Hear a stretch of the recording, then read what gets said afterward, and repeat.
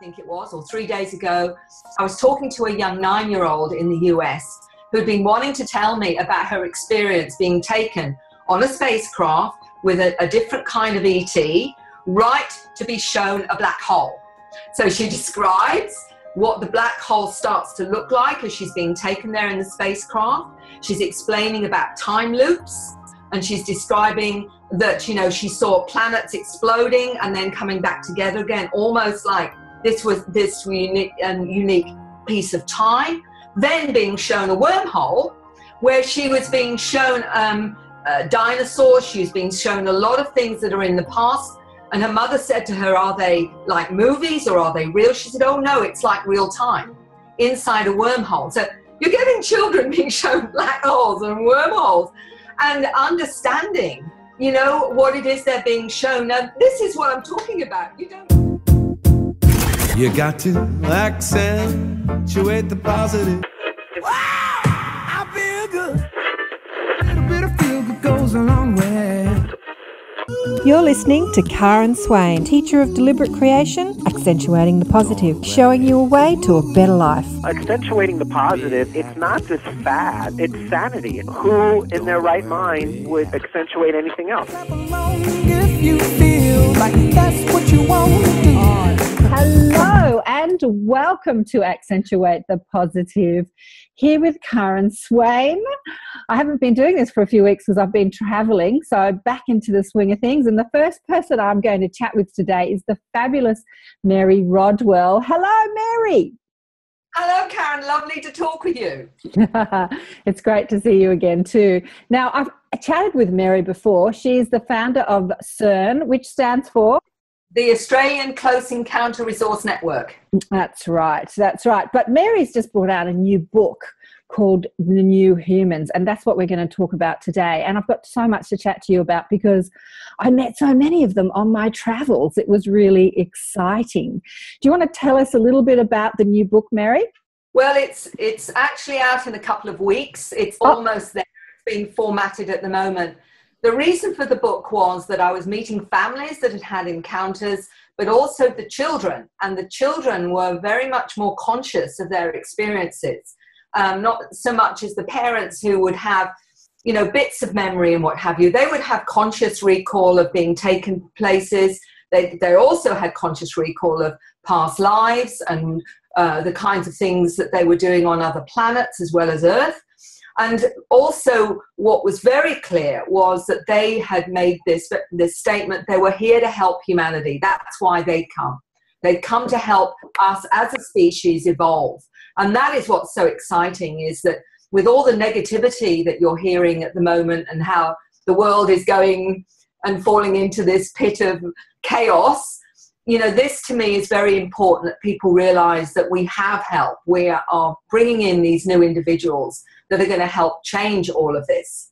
Absolutely, absolutely. All right, well, let me set the stage. So Mary has been counselling people for years and years, and what was happening a few years ago, you can have a listen to our first interview, which you'll see on my website, was people started coming to Mary because she was very open to listen to extraordinary stories, and people started talking about being abducted by aliens, and it has evolved since there. So that was quite a few years ago, Mary. How many years ago did that start happening to you? For me, when I've been counselling for 30 plus years, but it was probably just over 20 years ago when my very first client came to see me with this experience. So a lot has changed since that beginning. Yeah, a lot has. And it's just so exciting because, as I say, I've just come back from travels and I'm seeing these children everywhere. You know, I got on the plane, first plane out of Sydney, and this gorgeous yummy mummy sat right next to me, and she was actually going on the adventure I was going with Habitat. We were building for Habitat.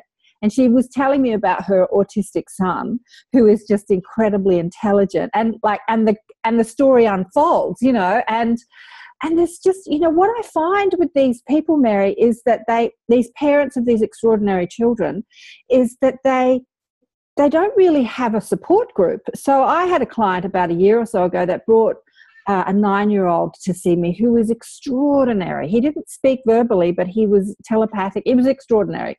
And I wanted to help the mother out with the support group, but there was none.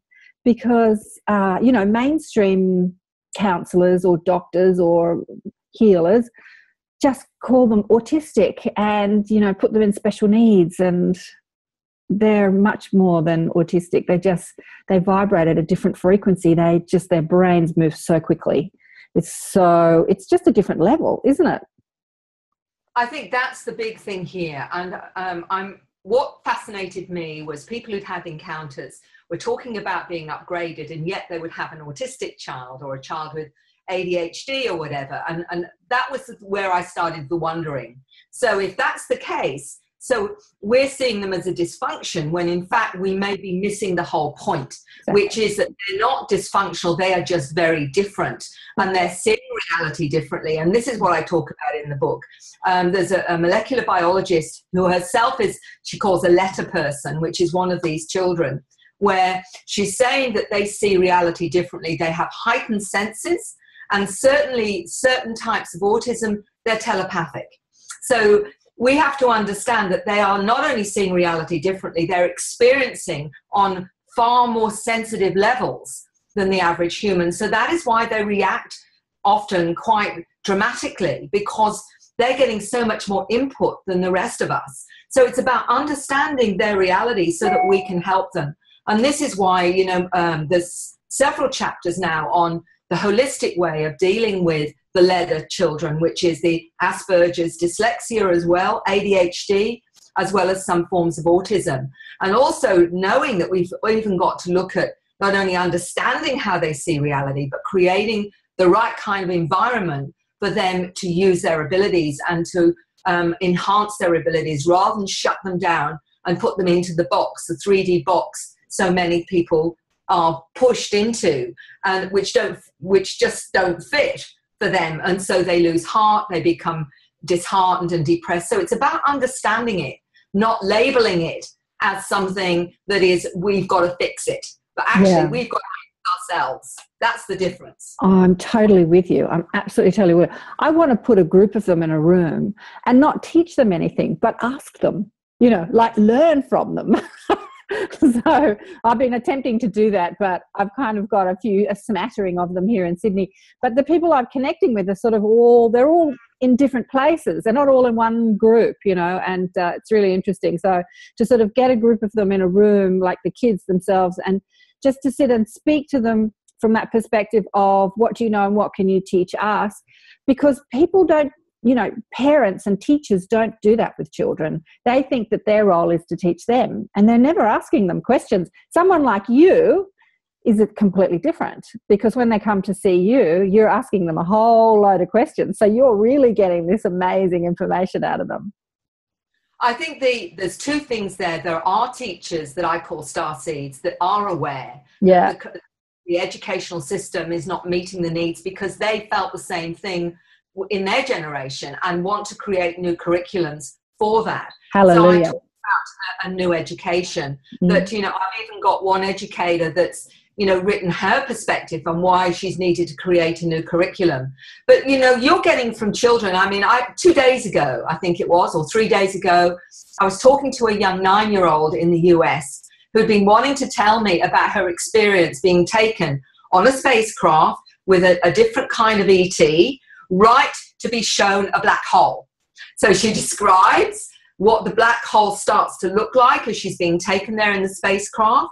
She's explaining about time loops, and she's describing that, she saw planets exploding and then coming back together again, almost like this was this unique piece of time. Then being shown a wormhole where she was being shown dinosaurs. She was being shown a lot of things that are in the past.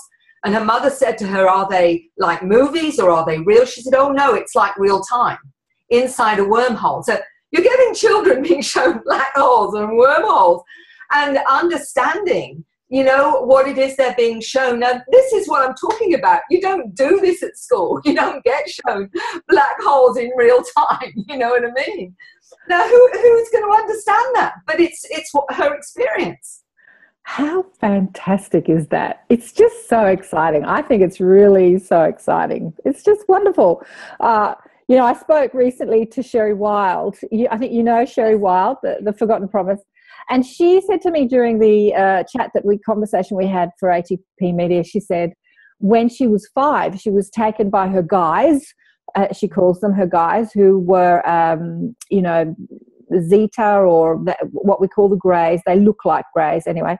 And she was shown a similar thing. She was shown different timelines, and one of the timelines that she was shown, like a movie that she was involved in. It's a bit like someone when they have a near-death experience. When they're watching a screen, it's unlike our experience where we're just passively watching. It feels like you're actually in the screen, like in the movie, and like a virtual reality, I suppose. And she said that she saw the coast of America just wiped out by this massive tsunami that just continued across the planet and was just destroying the human race. And that was when she was 5. So she's in her 60s now. So it was a while ago. It was after, I suppose a few years after, in the 50s, after the bomb had gone off in Hiroshima. And she said as a 5-year-old, she just sort of looked at her guys and said, what can I do? I'm only 5. But that was a message that if we didn't change, that was the possible timeline. I think we've actually moved past that timeline. We've not chosen that timeline, but we've still got a way to go. So what I'm passionate about is talking about why they're here and what message they have. And you said that there are a lot of teachers that were like these children. I was like those children. I was completely dyslexic at school, totally intuitive, totally creative, but called stupid and dumb because I couldn't read or write. And so I really relate to these kids, and that's kind of why I'm passionate about them. But we're talking at the Afterlife Explorers Conference and the Close Encounters Conference in January in Byron Bay. You're going to talk at the Close Encounters Conference, and I'm talking at the Afterlife. Yeah, both. You're talking at both. I am. And both your message and my message is very much about, because a lot of people, when they see this phenomena, are just interested that, like, ooh, aliens, ooh, star children. But that's exciting. But why are they here and what's their message? And that's really what I want to talk about as well. The message from, the afterlife is the same message that comes in the form of a child that says they're connected to aliens. It's all the same story. Yes. And that's why I'm really delighted that I have a chance to show that it's all connected, that it's not separate. With the afterlife, the reason I've chosen to talk about the children is because many of them have conscious memory of coming from other star systems with their abilities as well. When you get a 16-year-old telling you that his past life was on Mars and he can actually build interstellar craft, and is explaining that the reason he can do that is because he still remembers from that lifetime how to build them, because that's what he did. So it's talking about the children and their memory of not only their other lifetimes, but also the awareness that they have and they've brought in to help this planet. Because, the problem for many of them is, and this is getting back to how the children are taught, not only on the spacecraft, where they're shown other planets. They may be taken, as one 8-year-old told me, to a planet where there were dog-type beings and humanoids, but she was also being shown genetic engineering, genetic modification between different species and different plant species, different animal species. Now, this is an 8-year-old telling me about genetic modification. So this is complex things that these children are being shown. And she explained to me that when she's in the classroom sometimes and the teacher's saying something that's inaccurate, then her fairies tell her what's inaccurate and what is actually the truth. So we're not appreciating that our kids are getting all this other information. We think they look disinterested, because they are often, because the information is not correct and they're being told it's not correct. As another one said, the grey being that's his friend tells him when it's incorrect and gives him the answers to what is correct. We're not appreciating that they're aware. They're seeing this. They can see and sense truth. They can look at you and know whether or not you're lying to them or not. They can know what you're thinking. So you really have to watch what you're thinking, and the teachers don't realize. This is part of what they're dealing with. And that's why everything about education has to be turned on its head. And as you say, taking them into an environment which is supportive of that awareness, where they tell us what they need to expand and grow so that we can help them with the 3D world, but we are actually learning how to be part of their world, because that's where we're going to, I believe. Yeah, exactly.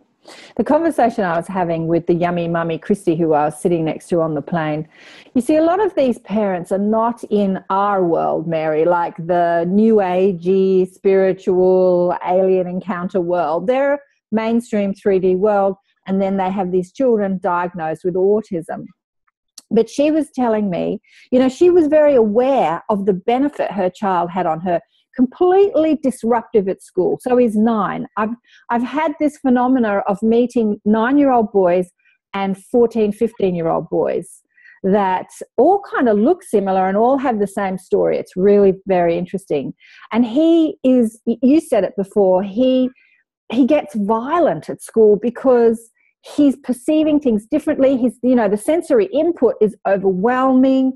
The teachers don't understand. So she's having a really hard time with him at school.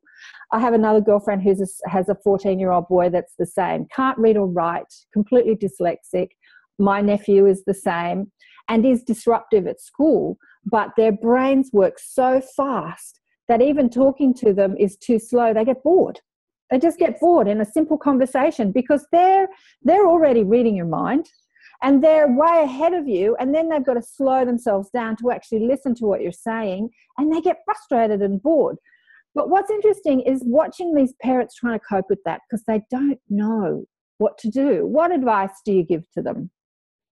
Well, the first is to actually really listen to their kids and how they're experiencing things, because we've got to understand that they are deliberately upgraded into a greater reality to help us go there. So we've got to learn that we can't use the old ways. So first is to listen. But there are strategies, I mean, in terms of managing their ADHD, which one gentleman, Neil Gold, who realized in his 50s he was ADHD, and he said, I'd always seen reality or experienced reality differently, he said. And it was only in my 50s I realized that I had ADHD. And he's written a book called Close Encounters of the ADHD Kind. And he changes that. And he now says it's always dialed into higher dimensions. I love that. I love that. Let's repeat that. ADHD, always dialed into higher dimensions. So what we're trying to do is we're trying to dumb them down so they can actually see the pedestrian way we live, when in fact we should be trying to meet where they're at. But we also have to know that they are tuning into us. So we have to be very clear about our emotions, our feelings, because many of them are very empathic. So they can get mixed up between maybe your frustration. You might be just getting frustrated, and they will pick that up and then they get frustrated. So we've got to also be aware that they're tuning into that side of us as well. So when parents, you know, sometimes do get tired, do get frustrated, that will actually impact on the child. The child will pick that up and not know necessarily how to manage it. So we've got to be aware of ourselves and our emotions and our feelings, but also there are certain vitamins and minerals that they can take which will stabilize them as well. And I write about that in the book from Dr. Lena Olson, who is a scientist. She's a molecular biologist, but she's also a letter person, and she's learned how to manage it there are certain B vitamins that are particularly important where they need more of them, and obviously diet is important, what they're taking in. So we can help them on numerous practical levels, as well as changing our mindset, which is we can't program them into the old system. The whole idea that they're different is they're not to be programmed into 3D because it's inaccurate. It's not reality as we need to experience it. So they're deliberately upgrading them so they're not so easy to program. That's the whole point. I know, exactly. It's, this is to take us into the new multidimensional reality, not to, haul them back into the old paradigm. So that is why it's difficult. It's deliberately difficult for them. And that is why the dyslexics can't read and what have you. Because, again, that's programming. Everything you read, everything you're taught at school is literally programming. As this 9-year-old said, schools program you out of your light.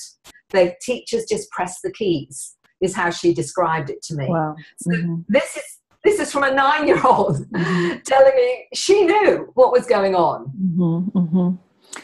Yeah, they do program you out of your light. And also, not being able to read, from my experience being a dyslexic kid, is I found that my mission in this lifetime, amongst a few other missions, was to really develop that intuitive psychic side. And that's what I've done. And, I'm connected to a group of beings that I call my mob, or blissful beings, that talk to me constantly and always have. But, when I was younger, I just called it my common sense because it was so natural to me. I didn't have a language for what was happening to me. But to kind of dumb down that intellectual aspect of me at that time really got me connected to that more expansive, intuitive aspect. And this is what these kids do, but not only for themselves, because they don't need to learn that lesson. That's like who they are. They need to teach us that. Do you know what I'm saying? So they're teaching us to listen more to our vibration and not the common sense coming from the learned person outside of yourself that's telling you what to do and how to live your life. And yet you feel like that's not, right for you. So, my daughter deals with a lot of autistic children because she's been doing this carers course so she can deal with them. And she understands that the only way you communicate to them or with them, these are children that can't speak and who are quite, on the spectrum, sort of way up on the spectrum, is you communicate through your feeling. And so if a child is frustrated, you have to change your vibration. You have to bring your vibration to a place of peace and calm and love in order to get through to them at all. And that's brilliant, because that's everything I'm going to talk about at the Afterlife Experience, because I'm talking about deliberate creation. Because it's all very well talking about near-death experiences and aliens and, life after death and, is there aliens and is there life after death? Yeah, but what is the message of all of that? To tune up our vibration, to shift, to be able to be deliberate with how we think and feel. These kids are teaching us that, absolutely. Christy said to me that her life had been so transformed by her son, even though it was difficult, even though she was really not in this conversation. She said, I'm a better person because of him. Yeah, it was beautiful. And that's what I think, particularly the autistic, because they're telepathic, it's teaching us to come from a place of love. Yeah. And to be absolutely, totally authentic with it. Yes. I think the Asperger's, what I found interesting with Asperger's is when one Asperger said to me, they say that we can't socialize. And he said, but that's not true. Between ourselves, we socialize perfectly. What we don't socialize with is masks. And the general way that socialization is everyone wears the mask. And he said, and we can't be bothered with it. It's false. It's not real. It's not truth. So they're telling us quite clearly, get rid of the masks, be authentic, and so each one of them has a particular role, I think, to play in helping us move spiritually and evolving into being authentic, to actually walk our talk. All of it to me is saying that, exactly that. And the other thing that you said that was absolutely spot on is that unfortunately with our educational programming conditioning, we're programmed out of our multidimensional awareness because we're told that we have to be able to think and analyze to make it actually acceptable. What we're not taught and to recognize, trust, is our intuitive multidimensional knowing. Oh, you can't possibly trust your intuition or that feeling or that knowing because you can't quantify that in 3D terms. And what that does is shut you down. I remember a teenager telling me when he was 10, his family told him to basically get real, to stop talking about all these realities and all the rest of it, and just, get on with being in the real world. Yeah. And he said, I tried to do that. He said, for a little time, he said, I got so depressed, I wanted to take my life. And I made a decision, he said, in the end, that if being part of that multidimensional world actually supported me and nurtured me, I'd rather do that and stay here than go back to that very limited 3D world that they were trying to get me to just experience. And he said, I'd have taken my life. He said, if I hadn't gone back to my multidimensional self. And this is what you and I both know this, that it's about honoring the fact that, we're going around with one eye closed. If we're just looking at 3D, to be fully human and to be fully connected to our nurturing, you know, our non-human teams and support network and our higher awareness. The mob. I call it my non-human team that support me, that give you all that other information that supports your journey and helps you understand this crazy 3D box that that everyone tries to fit into and never does, you know, but loses the confidence in that multidimensional information that we're getting all the time that's helping us to understand. It's the nurturing, it's the petrol that keeps you here, it's the food that keeps you here, you know, it's the energy that gives you the life, if you like, of being in a 3D, very limited, very sad kind of frequency that this chaos we're experiencing right now. Without that, unaware, unaware, in a very unaware state. They're on antidepressants. You know, these are what's happening. But what you said about, you know, wanting to commit suicide, and this is a very real thing that's happening. You know, when my daughter was at school, I was hearing about a lot of young kids committing suicide, and their parents were just at a loss. And it's exactly what you were saying, because they actually understand that they can get out of this third dimensional game, and it's easy, and they can like return home to their multidimensional self. But, you know, the reason for being here is not to get out of the game, but to bring the wisdom from the afterlife or non-physical or whatever you want to call it, from other dimensions into this dimension. I mean, that's why we're here. That's the reason that we're here. That's a part of the rules of the game. You know, it's not to get out of the game. But this suicide thing is a big thing amongst young people. But it is exactly that. It's because they just feel so, you know, different to everybody else. They feel trapped. Yeah.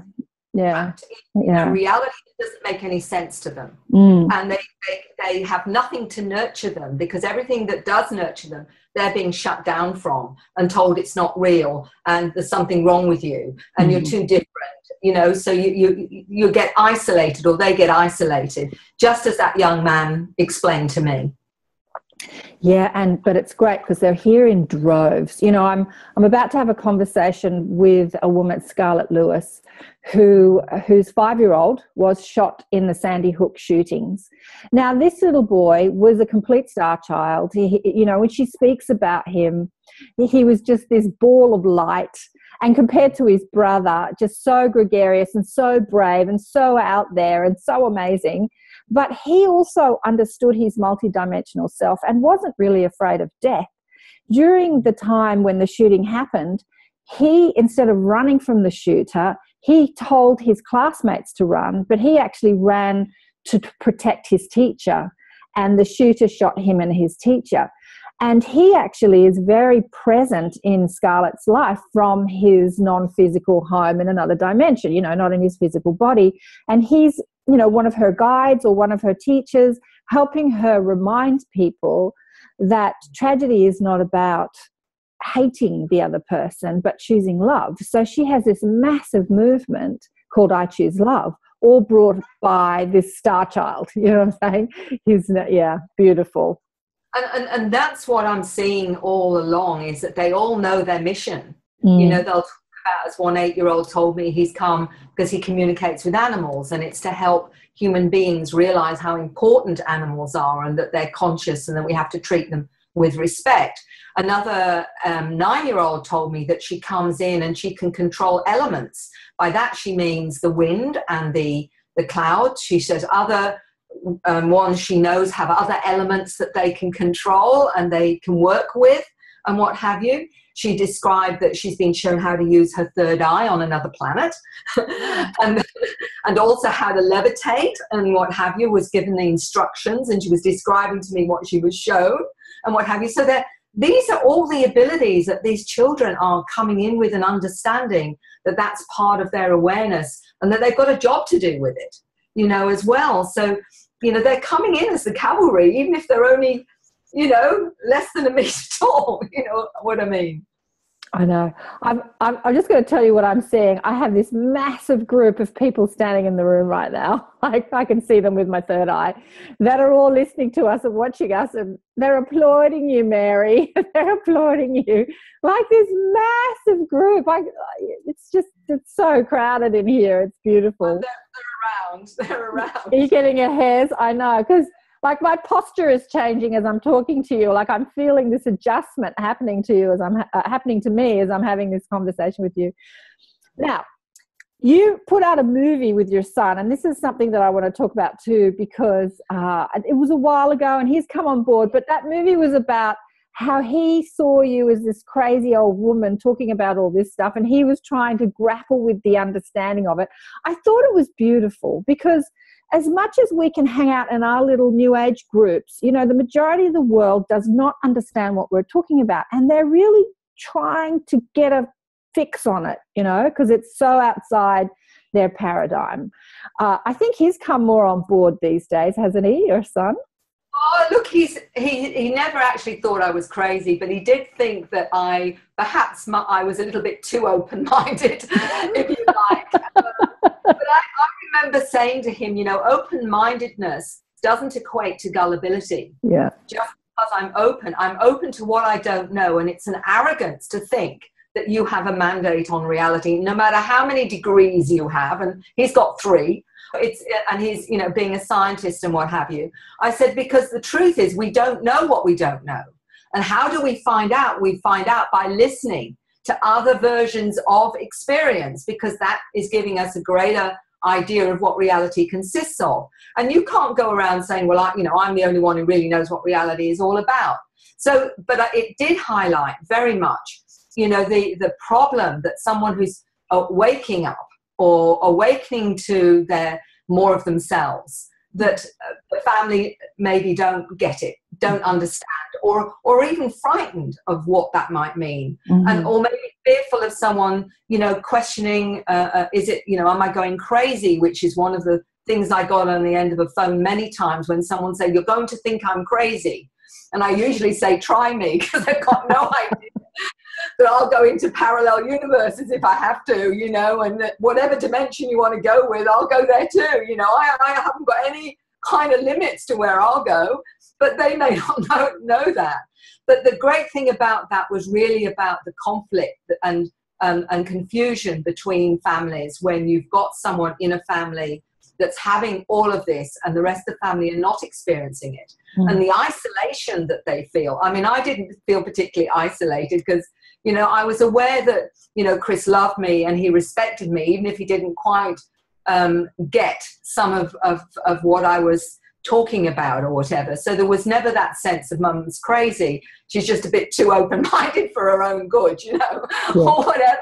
Yeah. But at the end of it, what was, you know, he was honoring of the fact that, you know, there were people, you know, around the globe that were having this experience. And he was also aware that, you know, I'm working with lawyers, doctors, nurses, psychiatrists, you know, farmers, housewives, children, you know, celebrities, even politicians, believe it or not, you know, that are having this experience. And, you know, if you've got hundreds, I mean, I've worked with over 3,000 individuals now around the globe. I'm getting emails from Africa to China to South America having experiences like this, and not only having encounters with non-human beings and spirits and whatever, but they're doing a lot of unusual expressions after contact, like writing strange scripts or coming out with light languages, for example, or, you know, they're coming out with music frequencies that they've never been musical, and all of a sudden they want to play the piano,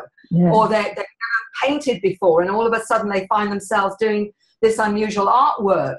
This is part of it too, and it's very confronting because it's strange to a lot of people, but this is how we're being communicated.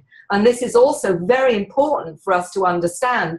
And thinking, oh, well, it's too weird, I'm not going to look at it, is not the way we learn. It's not the way we grow. We've got to try and work out what it's showing us. Yeah, absolutely. Well, you know, since you've become so popular, you're an expert in this field, and you're being asked to talk at conferences all around the world now.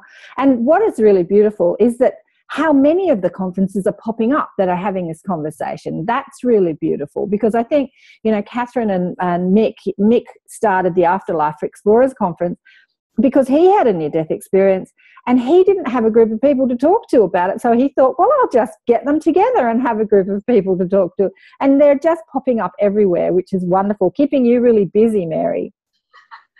Well, I love the fact that, you know, for me, it isn't just about lights in the sky. It's not the nuts and bolts of ufology, you know, where they didn't even want to know about people's experiences. They just wanted to know what was the craft like and how long did you watch it and how big it was and how many people saw it. And that's been 70 years of ufology. But you see, for me, being a therapist, it was more about how did this change you? And then seeing the transformation, realizing that people who see spirits often see ETs as well. It isn't separate, you know, that, you know, the spirit guide that you see as an angel could very well be a light being if you're into ufology. So seeing the mix, and that's why I'm really delighted that they've put together both conferences, because they could see from my presentation in the Afterlife this year, I was covering the spiritual realm as well, because it's a spiritual journey ultimately. This isn't just about lights in the sky. This is about a soul that's wanting to experience certain experiences,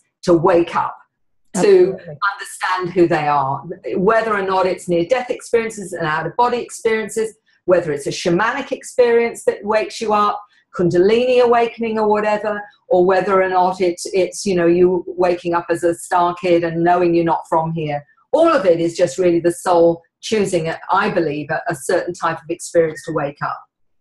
You know, Marianne, there are so many people out there, especially of my generation, you know, and older, or, you know, around my generation, that have come in as star beings and they have not woken up because they've got swept up in the third dimensional paradigm and doing what they're supposed to do. I'm thinking specifically of my brother.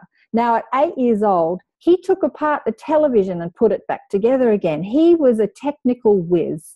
And we weren't having this conversation back then, but, you know, we would be going at how he just knew technology. So he works in ET and supports his family and has a corporate job and is obsessed with sci-fi movies, right? So I said to him recently, you know, you're an alien, aren't you? I said to him, do you believe in aliens? And he said, yeah, I believe in aliens. I said, do you believe they're here on the planet with us? And he said, oh, no. Said, no, that's not possible. So that seems to be the consensus, that I believe in them. They're just not here with us, you know, they're not going to visit us anytime soon. And so I've been sort of trying to wake him up. He's been watching me do my thing for years, and he just, you know, he just thinks I'm one of those strange, crazy people. But it's really interesting how they're all out there and they're amazing and they're not aware of who they are. Have you encountered people like that?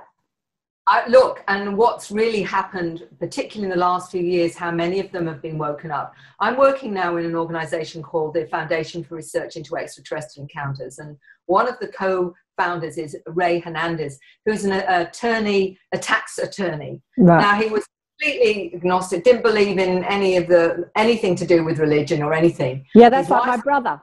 Exactly. Yeah, he said his wife was is a Catholic, and he said one night they had this huge mothercraft go over the top of the house. This energy being came down and their dog was really sick. This energy being healed the dog, went back up into the craft. And he said, after that, he said his whole world changed. Wow. He became obsessed with quantum physics. He was obsessed with all of this, told he had to create this organization, which when he contacted me, we started to get it together. And now we've got this organization where most of the directors are PhDs, either in astrophysics, physics, or we've got a neuroscientist who's coming actually to the conference, Dr. Bob Davis, who's part of FREE, organizing. What we're doing now is these incredible surveys that are showing what people believed about these encounters is actually not true, that primarily 85% of people after encounters are transformed, woken up, and what have you. And this is all the new kind of information that's coming in through our contacts. But here is a down-to-earth, you know, tax attorney, 1 minute didn't believe in anything, and overnight completely changed his paradigm. There's the activation. And I believe there are many on this planet that will have something like that when it's time for them to be woken up. Because this is what I'm seeing over the last few years. Literally, overnight, some people are being activated and realize what their mission is. Mm-hmm. And I suspect, brother, it may happen just in a similar way, that one minute it's this, the next minute he remembers. Yes, it's fascinating. I'm wondering if that's going to happen to him, because his wife's a Catholic. You're speaking his story, and she's really conservative and really keeping up with the Joneses, you know, doing the right thing, being in the little box, trying to squeeze her kids into those little boxes. They look, you know, pretty and doable. And it's so they're kind of really consumed with, you know, looking good and doing it. Yeah. So it's interesting. Pardon? I call it playing the game. I wonder if he'll have an experience. Like, I've been telling him for years, but he just says, you know, he just doesn't believe me. You know, I spoke to Garnet Schulhaus. I think you've met him at one of the conferences too. He was 56 and walking down the street one day, and his spirit guide appeared to him as a homeless man and woke him up. Bang! He was a corporate lawyer for 40 odd years. So conservative. I love that tax attorney, corporate lawyer, you know, IT person who just, he's an atheist, an agnostic, doesn't believe in anything, and then has this awakening. It's just fascinating. I love watching those. And that's the hope, really, that, you know, that when it's time, and I think that each soul has their own red flag, if you like, or catalyst. Yeah. You know, I talk about that in the presentation called Triggers of Consciousness, because there are many ways people get woken up, you know, through a healing experience, for example, that should never have happened, and you know, completely shifted in their awareness from that healing experience or whatever, just depending on what that soul particularly feels is their way to be activated, to be ready for, as Dr. Olson talks about, we're separating out, she believes, into two frequencies, the low frequency people and the high frequency people. And we're making a choice right now to whether we're going to stay in 3D world and carry on in that matrix, or whether or not we're choosing to raise the frequency and go and evolve now into another awareness, another reality. And that's how she sees it happening. You know, I've had that conversation with a lot of spiritual teachers. I've had conversations with Michaela Sheldon, who's an amazing channel. She was a soccer mom, and she American, and she was woken up, and I interviewed her about her story. But she's got a whole gang, you know. She's a bit like me in that she can contact anybody, and she's like got the Galactic Federation and this person and that. Like, she's speaking to the universe, I tell you. She's an amazing channel. And she says the same thing about the two dimensions living simultaneously, a fourth and fifth dimension and a third dimension, and then that separating out. And I was contemplating this in my travels, because I went to Asia recently, and I'm looking around at the way, you know, the masses live, and I'm thinking, how's this going to happen? You know, how's this work? How does this work? Because, you know, when you get isolated in your little sort of new age groups, and we have these conversations all the time, it seems feasible. But when you're out there in the world amongst millions of people, and I'm thinking about the cultural, you know, Asia and their cultural beliefs and the religious beliefs in all these different countries, how's that going to work? Yeah. I don't know whether it's going to be like the 100th monkey type scenario, when a certain percentage critical mass gets it, then it actually just it becomes an accepted norm. And I would like to think maybe that's the way it will happen, or whether there'll be some event that does that, and some have talked about an event. Something sooner rather than later, whatever that event may be. And I've been told you couldn't possibly imagine what that event is. So we can't even try and imagine that. So whatever that is, it's paradigm shifting. So I actually quite like, in a way, not knowing.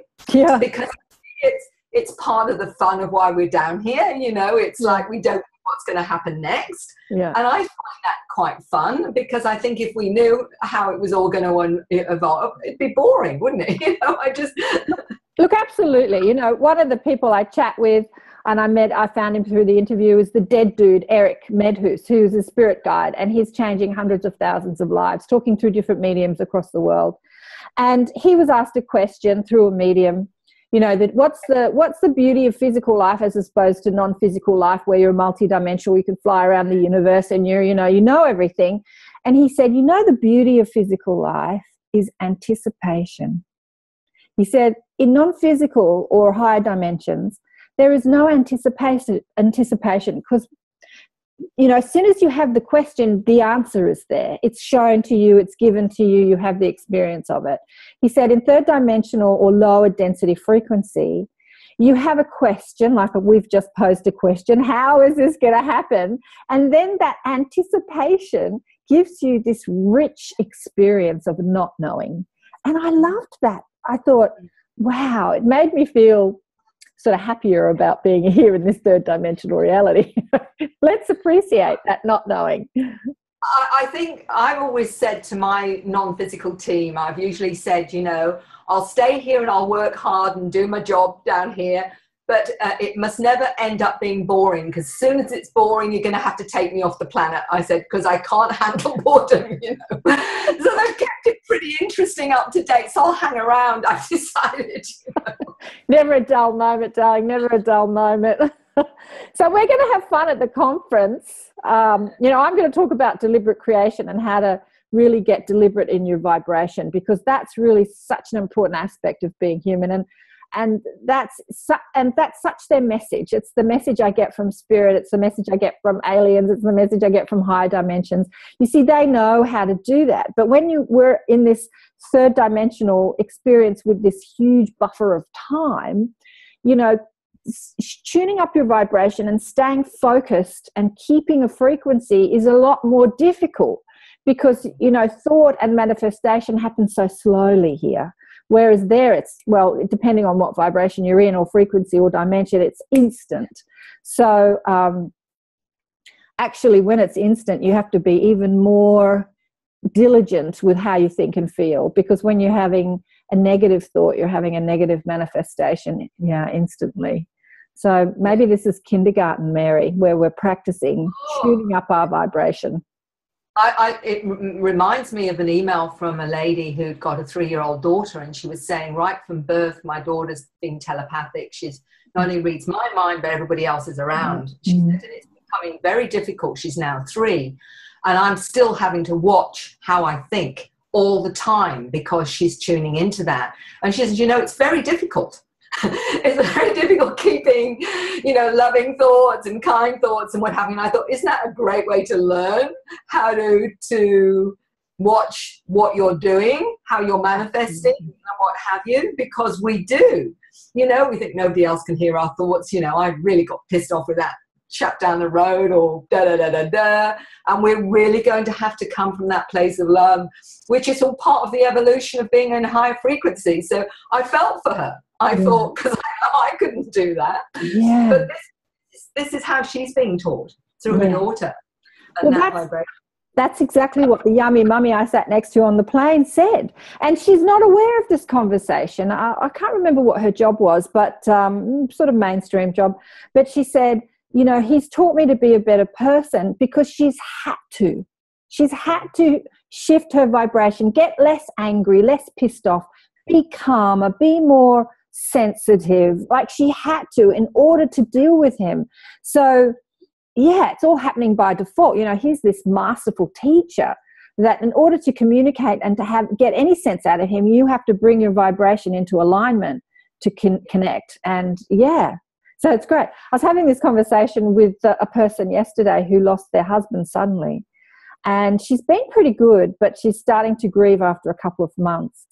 And the message that came through is death is such a gift, because in order to stay connected to your husband, who's now in another dimension, who's now non-physical, you have to stay happy in order to stay connected, because she feels him all the time. She sees evidence of him around, lights flashing, all sorts of amazing things happening. She hasn't got that telepathic communication. Well, I say she hasn't got it. She's got it. She's just not aware of it. So she has to come into that awareness that he's actually, because he kept saying in our interaction, I'm here with you, babe. I'm not going anywhere. I'm right next to you. I'm here the whole time. I'm here the whole time. and she's missing him. So in order to stay connected to him, she has to clean up her vibration. She has to raise her So death is such a beautiful gift of deliberate creation. Death is a gift in deliberate creation. And that's what I'm going to chat about in the Afterlife Explorers Conference.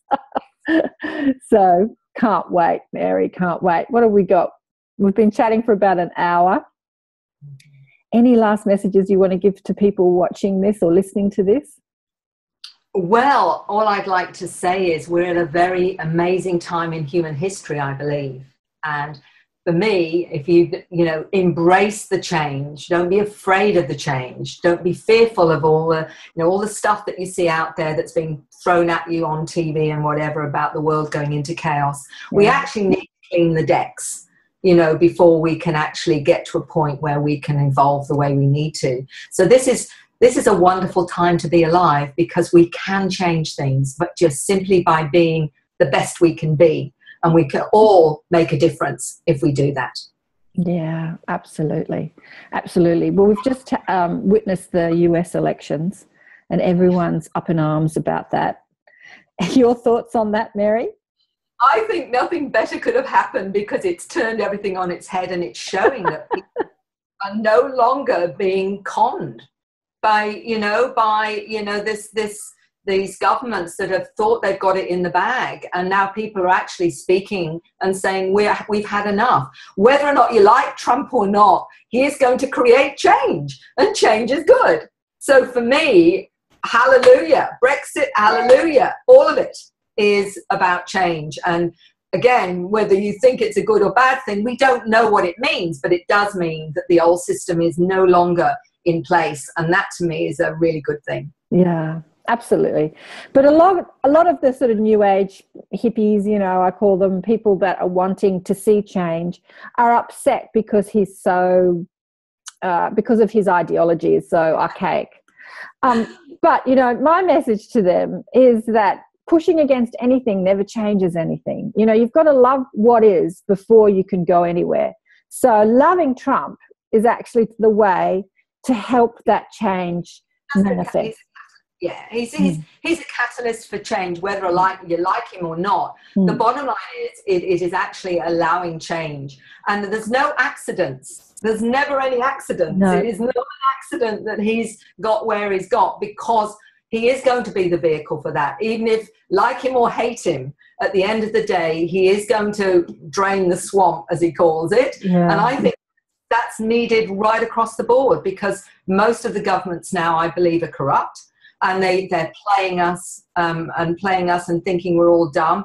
Well, I think the worm's turning, and the worm's saying enough already. However, that has to happen. Sometimes hardliners who are strong are what people will go for, rather than this pussyfooting around. So for me, there are no accidents. So he is meant to be that. Whatever ultimately comes from that, we don't know. And that's part of the fun of being down here, isn't it? Yeah, exactly.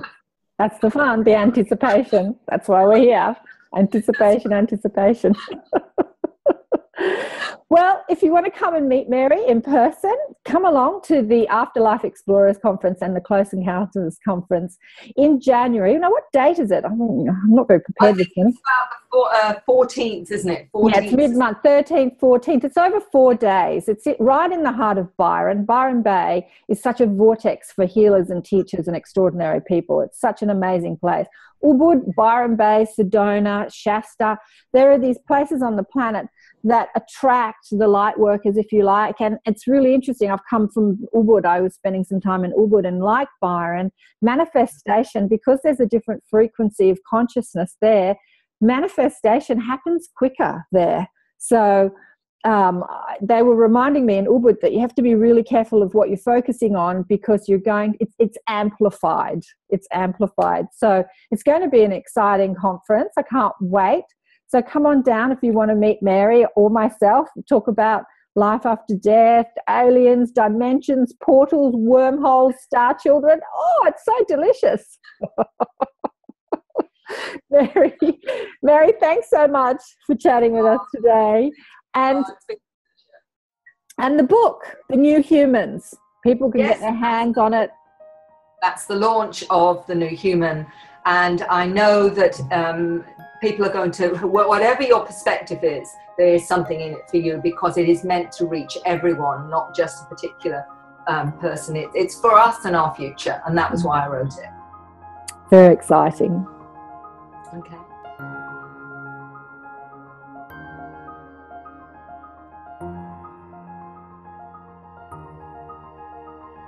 Presentation came to me directly afterwards and said, look what I've just written. And it was all this different script. She said, I've never done it in my life before, but it was just after hearing that. So it had moved and shifted something in her, literally, by just listening to some of the light languages. I've had people in tears saying, what is that? Because of how it's affected them and whatever. So my presentations aren't just about information. It's exposing people to the frequencies of all of it as well. And that I know is happening, because people have picked them up and said, everything you're doing has got frequencies in it, Mary. And I said, I know. I said, that's the point of it. And that's why I take so much time in how I put things together, because, you know, they sort of say, this needs to go in. This needs to go in. And even if it's just a few minutes or a minute of something, it's got the frequencies in it that's triggering people in the audience or whatever as well.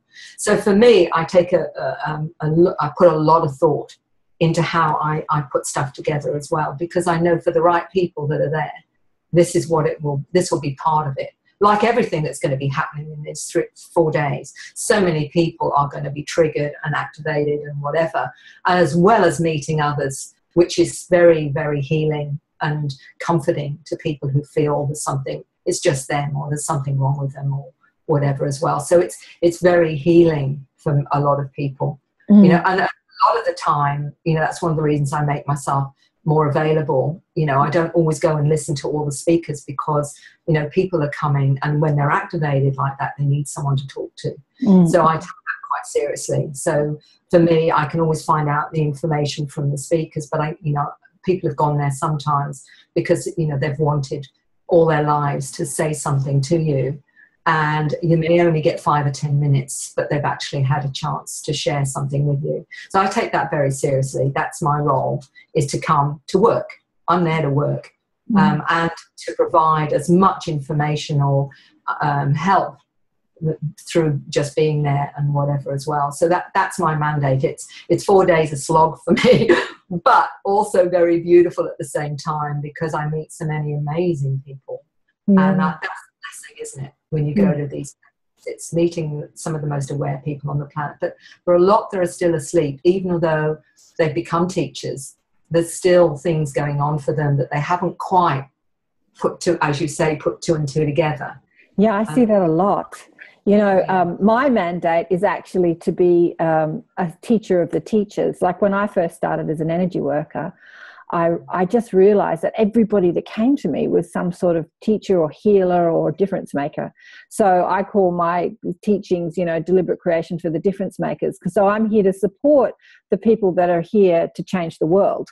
And that's my mandate. And that's really the people that I attract to my work. I call them difference makers, because that's like a much more mainstream, because there are people in technology and the environment and food and music and art and all sorts of arenas of life that they're bringing their intuitive knowledge to, or their difference to. And it's a good name. And I do get many of those too, that are very aware, and for some other reason or other that they've needed to come and see me about something to do with that, because like you, then I can tune in, and I can be a little bit more open with that other side of myself and say, okay, so what's going on here?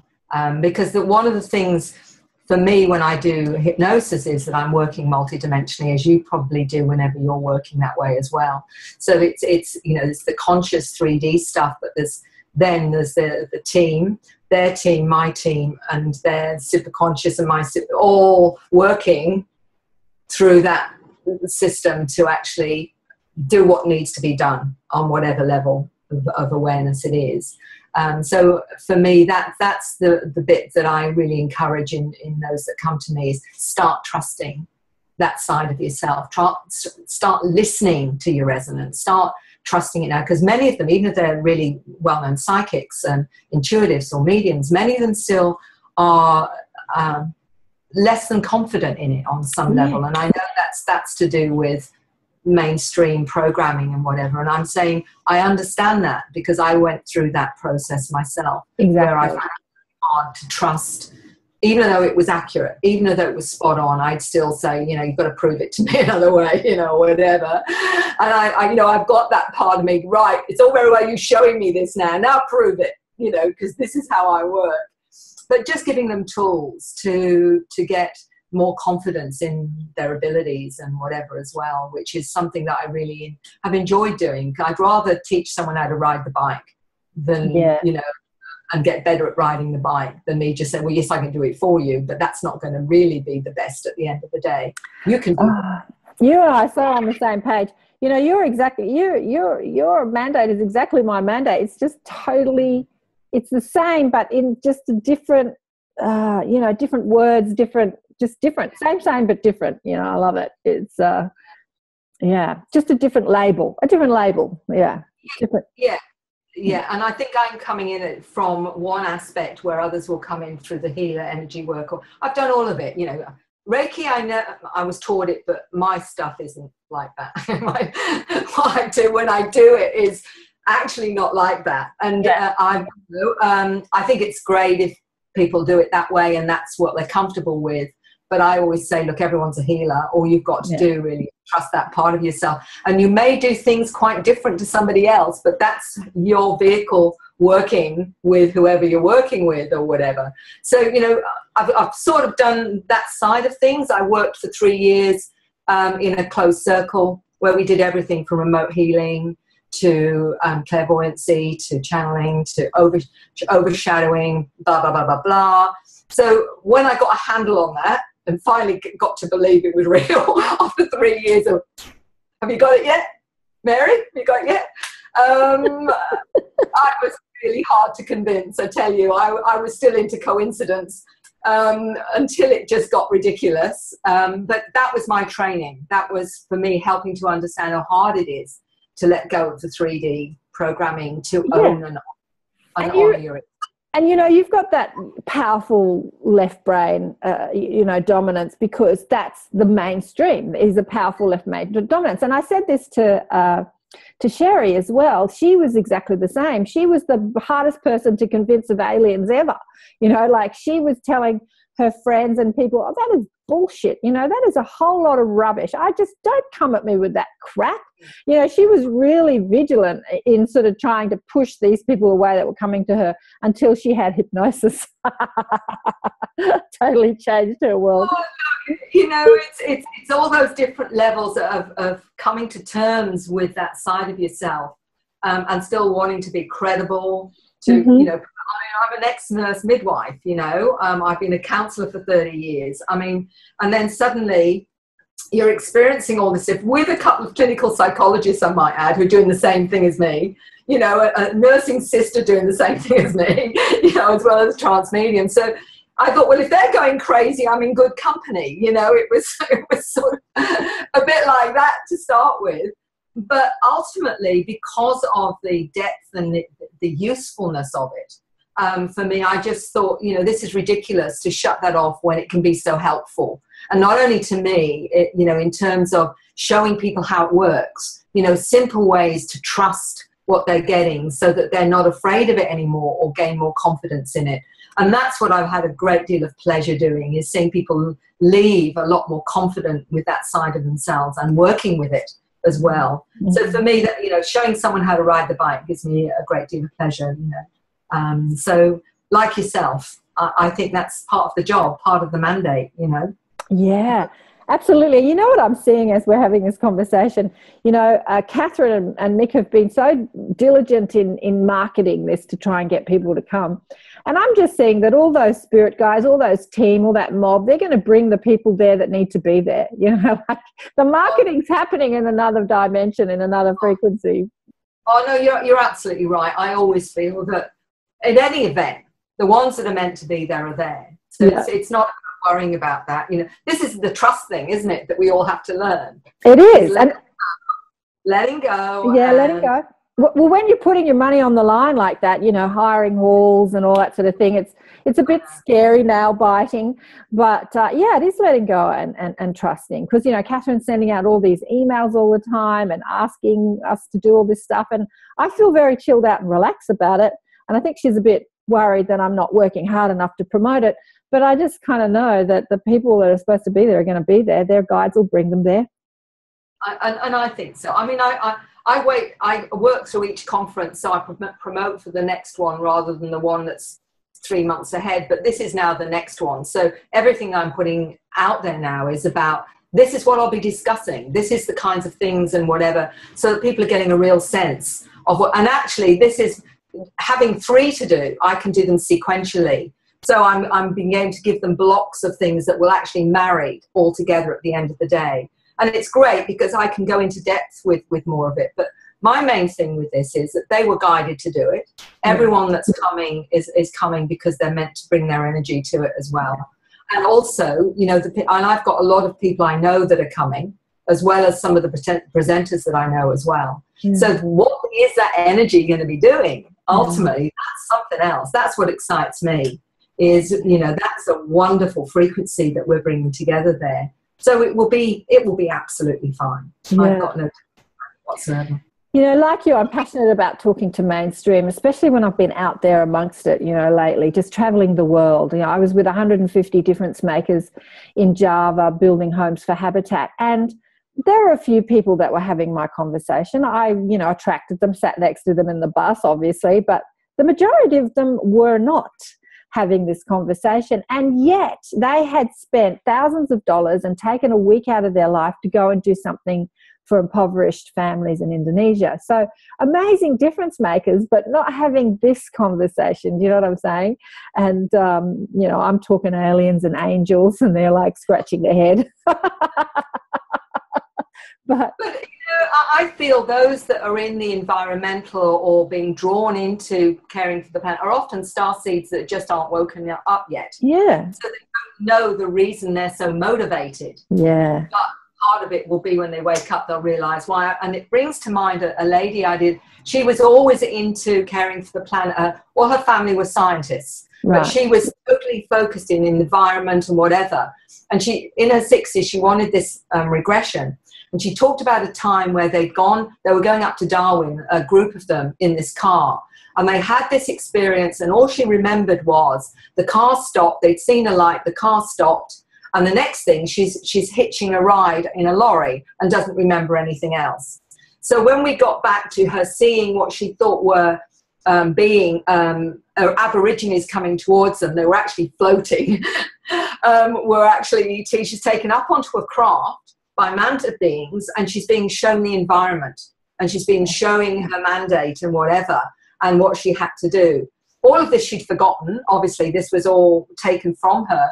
And then she's, you know, catching a lift to Darwin out of the blue and not really questioning anything. Yeah. And then realizing why then she'd always been so passionate about the environment. And it all stemmed from that experience when she was a young, you know, 20-year-old going on her way to Darwin, where she'd been picked up by mantis beings and being shown what her job was. But she hadn't been aware of it until she was in her 60s. Wow.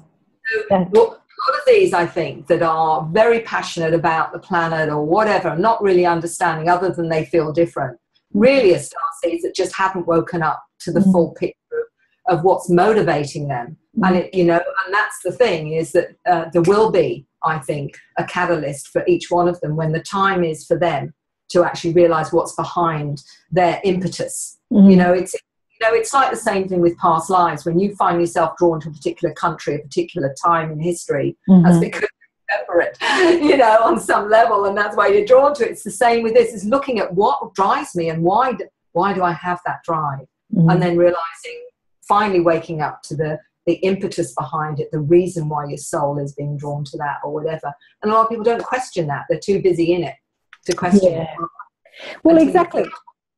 You know, this is what I was saying about my brother. Obsessed, like he got Netflix, right? All of them are sci-fi stuff, like all of them. Obsessed with sci-fi. And I said to him, have you ever wondered why? And he just looks at me like, no. You know, everyone likes sci-fi, don't they? And I'm like, no. someone like me who's a Trekkie and about anything sci-fi, you name it, and I'm there, you know, to do with parallel universes and timelines and everything, I'm straight in there, you know. But, you know, he was showing me some of the things that he was watching. They're all talking wormholes and all that stuff that 8-year-old was, you know, that's all on Hollywood's exploring all that stuff.